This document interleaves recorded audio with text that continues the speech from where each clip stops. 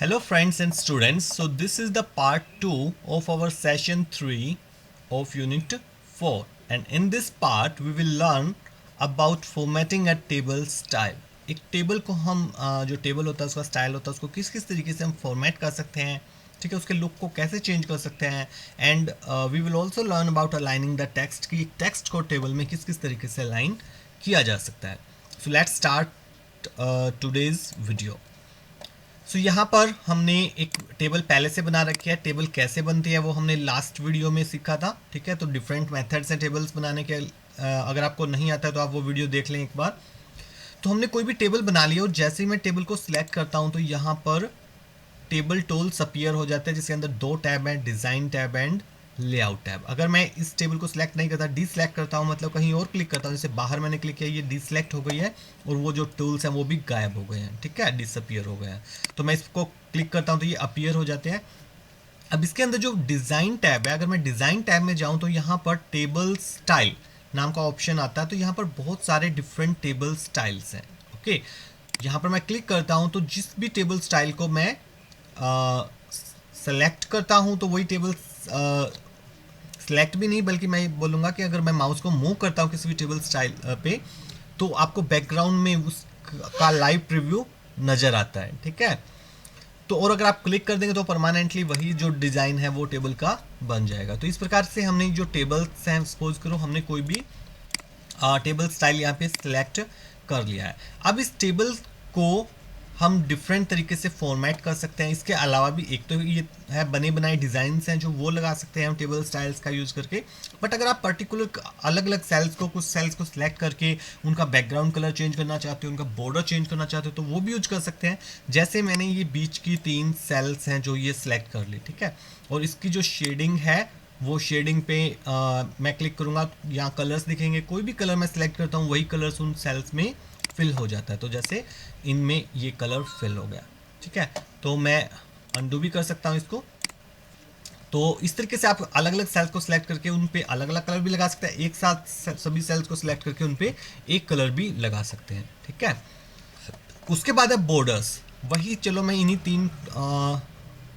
6 sales हैं, sorry 3 इधर 3 इधर.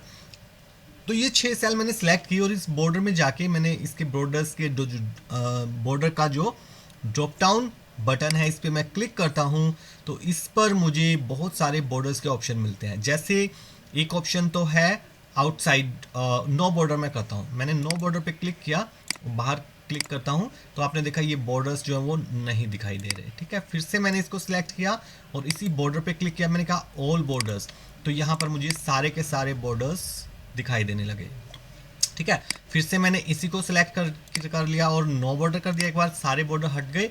और इसी पे करने के बाद अब एक बार हटाने के बाद मैंने किया सिर्फ आउटसाइड बॉर्डर्स, तो आउटसाइड पे क्लिक किया तो जो सिलेक्ट है उनके बाहर की केवल आउटसाइड की तरफ ये बॉर्डर्स आ गए बट बीच में जो है वो बॉर्डर्स नहीं आए, ठीक है. फिर से मैंने सिलेक्ट किया और मैंने नो बॉर्डर कर दिया और ऐसे ही फिर अलग अलग ऑप्शन है. जैसे मैं इनसाइड बॉर्डर करता हूँ तो इस बार देखो सिर्फ अंदर वाले बॉर्डर आ गए हैं बट ये आउटसाइड बॉर्डर वो नहीं आया. तो आप कोई भी बॉर्डर लगा सकते हैं, हटा सकते हैं, बैकग्राउंड कलर को यहाँ से चेंज कर सकते हैं, ठीक है. इसके अलावा यहाँ पर आप जो देखेंगे ड्रॉ बॉर्डर्स ग्रुप है, इसके अंदर भी हमारे पास कुछ ऑप्शंस हैं. जो फर्स्ट ऑप्शन है यहाँ पर पेन स्टाइल, ठीक है, तो इससे आप बॉर्डर का स्टाइल चेंज कर सकते हैं. यहाँ पर ड्रॉप डाउन बटन है, इस पर क्लिक करेंगे तो ये अलग अलग स्टाइल आएंगे. तो जैसे आपको मान लो डैश्ड बॉर्डर लगाना है तो इस पर क्लिक करेंगे, इस पर क्लिक करते ही आपकी जो पॉइंटर है वो एक पेंसिल में कन्वर्ट हो जाएगा. और अब आप जिस भी बॉर्डर पे इस पेंसिल को मूव कराएंगे, ड्रैग कराएंगे लेफ्ट बटन को प्रेस करते हुए, ठीक है, माउस के लेफ्ट बटन को प्रेस करें. जैसे मैं यहाँ पे करता हूँ तो वही बॉर्डर कैसा बन जाएगा, ऐसे डॉटेड बॉर्डर.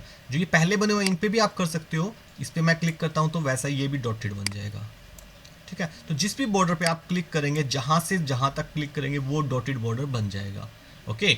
और ऐसे ही फिर ये है विड्थ को चेंज करने के लिए पेन वेट लिखा है तो ये विड्थ करेगा चेंज. जैसे अगर आपको थिक बॉर्डर चाहिए, मैंने अभी ये लास्ट वाला ले लिया, अब मैं अगर कहीं भी मूव कराता हूँ तो एक थिक बॉर्डर बन जाएगा. स्टाइल तो वही है डॉटेड वाला बट थिक हो गया है बॉर्डर, ठीक है. तो जहाँ पे भी मैं क्लिक करके इसको मूव कराऊंगा वो बॉर्डर थिक हो जाएगा. फिर ऐसे नेक्स्ट ऑप्शन है पेन कलर का. यहाँ से मैं कलर भी चेंज कर सकता हूँ. जैसे मैंने आपके पास रेड ले लिया, अब मैं मूव कराऊंगा तो वो रेड ही चलेगा, ठीक है. तो इन तीनों से आप एक ही बार में पहले भी सिलेक्ट कर सकते हैं। जैसे मान लो आपको डिज़ाइन तो चाहिए, चलो ये फर्स्ट सॉलिड वाला चाहिए, ठीक है। और जो वेट है वो 3 पॉइंट कर लेते हैं, ज़्यादा थिक नहीं। और जो कलर है वो हम कर लेते हैं ग्रीन वाला, ठीक है। अब तीनों एक साथ सेलेक्ट कर लिए। अब पेन से को जहाँ भी चलाएंगे तो वही चीज़ें चलेंगी जो जो हमने सेलेक्ट की थी। कलर ग्रीन आएगा, विड्थ 3 पॉइंट्स की आएगी, और जो पेन स्टाइल था वो सॉलिड लाइन आएगी, स्ट्रेट लाइन आएगी, ठीक है। तो जहाँ भी चलाएंगे तो इस प्रकार आप इन तीनों के कॉम्बिनेशन से भी यूज़ कर सकते हैं। तो ड्रॉ टेबल के बारे में मैंने बता ही दिया था। अगर आपका पेन जैसे आप अगर मैं कहीं बाहर क्लिक कर दूँ, एस्केप बटन पे प्रेस कर एस्केप बटन प्रेस कर दो कीबोर्ड का, तो वो पेन चला जाता है। तो आप दोबारा से ये चीज़ें सिलेक्ट हैं आपकी, आप इस पर दोबारा से क्लिक करके वो पेन वापस ला सकते हैं और फिर से ये बॉर्डर अपना मॉडिफाई करना स्टार्ट कर सकते हैं, ठीक है। इसके बाद एक इरेजर ऑप्शन भी है, इस पर अगर आप क्लिक करते हैं तो इससे आप किसी बॉर्डर को इरेज कर सकते हैं, वो बॉर्डर रहे ही ना। एक तो था देखो दिखना, जैसे हमने यहाँ से किया था जब नो बॉर्डर्स, तो वहाँ पर क्या हुआ था कि बॉर्डर दिखना बंद हुआ था, डिसपियर, ठीक है। लेकिन रियल में ये नहीं, बॉर्डर वहाँ से खत्म नहीं हुआ था, डिलीट नहीं हुआ था। बट इरेजर क्या करेगा, बॉर्डर को परमानेंटली डिलीट कर देगा। मतलब जैसे अगर मैं इस बॉर्डर को डिलीट कर दूँ तो ये दोनों सेल मिलके, अब बीच वाली क्योंकि बॉर्डर नहीं रहा तो ये दोनों मिलके एक सेल बन जाएगी। जैसे मैंने इस पर क्लिक किया, और ये ध्यान रखना है जो इरेजर है, मैं आपको थोड़ा सा जूम करके दिखाता हूँ। जैसे जो इरेजर है, इरेजर का जो बॉटम वाला पॉइंट है, ठीक है, जहाँ पर एक थोड़ी शाइनिंग सी नज़र आ रही है, बॉर्डर वाला कॉर्नर, उससे बॉर्डर को क्लिक करना है। जैसे मैंने किया तो देखो ये दोनों एक सेल बन गई। तो मैं जिस भी बॉर्डर पे क्लिक करता हूँ वो बॉर्डर हट जाएगा।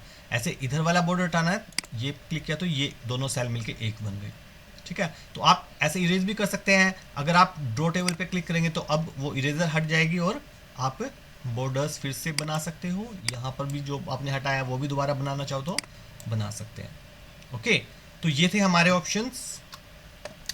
तो ये थे हमारे फॉर्मेटिंग के ऑप्शन। इसके अलावा लेआउट टैब में मैंने बताया था बहुत सारे ऑप्शन होते हैं। कुछ ऑप्शंस हमने किए थे जैसे इंसर्ट करने के और डिलीट करने के किसी रोज कॉलम्स को, ठीक है।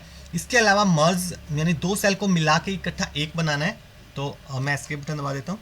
जैसे दो या दो से ज़्यादा मैंने तीनों सेल सेलेक्ट कर ली, मैं मर्ज सेल पे क्लिक करता हूँ तो तीनों सेल मिलके एक सेल बन गई है, ठीक है। ऐसे ही अगर किसी सेल को, जैसे ये सेल है इसके मुझे दो पार्ट करने हैं तो स्प्लिट सेल पे क्लिक करूँगा। अब एक्चुअली एक सेल को स्प्लिट करने का मतलब क्या है कि इसके अंदर एक और टेबल बनानी है, तो वैसा ही स्प्लिट सेल का ऑप्शन आएगा, कितने रोज कितने कॉलम। कॉलम दो कर दिए, मतलब ये जो सेल है दो कॉलम में डिवाइड हो जाएगी, 1 2, और रो 1 ही रहेगी, मतलब ऐसे डिवाइड नहीं होगी, बस ऐसे डिवाइड होगी। तो ओके करता हूँ, तो अब भी थोड़ा सा टाइम ले रहा है। So the cell will be divided into 2 columns, तो ये हो गई है, ठीक है। तो हम यहाँ पे देख सकते हैं तो जो सेल है वो डिवाइड हो गया 2 कॉलम्स में। तो इस प्रकार से ये ऑप्शन भी हम यूज़ कर सकते हैं, ठीक है। इसके अलावा फिर अलाइनिंग के ऑप्शन है यहाँ पे। अलाइनमेंट ग्रुप के अंदर डिफरेंट टाइप से हम अलाइन कर सकते हैं। कैसे, जैसे मान लो ये सेल मैंने एक बना दी थी, अब मैं इसमें कुछ भी लिखता हूँ, मैंने कोई भी वर्ड लिखा राम। अभी जो राम है वो कहाँ लिखा रहा है, इस सेल के यहाँ पर टॉप एंड लेफ्ट कॉर्नर पर लिखा रहा है, ठीक है, इस पूरी सेल के। तो बट अगर आपको यहाँ नहीं लिखना, आपको इसको यहाँ लिखना है, तो यहाँ पर मैं इसको सेंटर कर देता हूँ। ओके सॉरी, इस सेल को सिलेक्ट करना पहले, क्योंकि मैंने ये सेल सिलेक्ट कर रखी थी। इस सेल को सिलेक्ट करेंगे, अब सेंटर करेंगे तो ये राम जो है सेंटर में आ गया, ठीक है। अब इसको आप राइट साइड में ले जाना है तो मैं इस राइट वाले पे क्लिक करता हूँ तो ये राइट साइड में चला गया, ठीक है। अगर आपको ऐसे ये इधर से ऊपर से नीचे वर्टिकली सेंटर में लाना है तो ये जो 3 ऑप्शन है ये ऊपर नीचे ले जाने के लिए है, ठीक है। तो सेंटर में लाना है तो ये सेंटर में आ गया, यहाँ पे करूँगा तो ये टॉप में चला गया, ठीक है।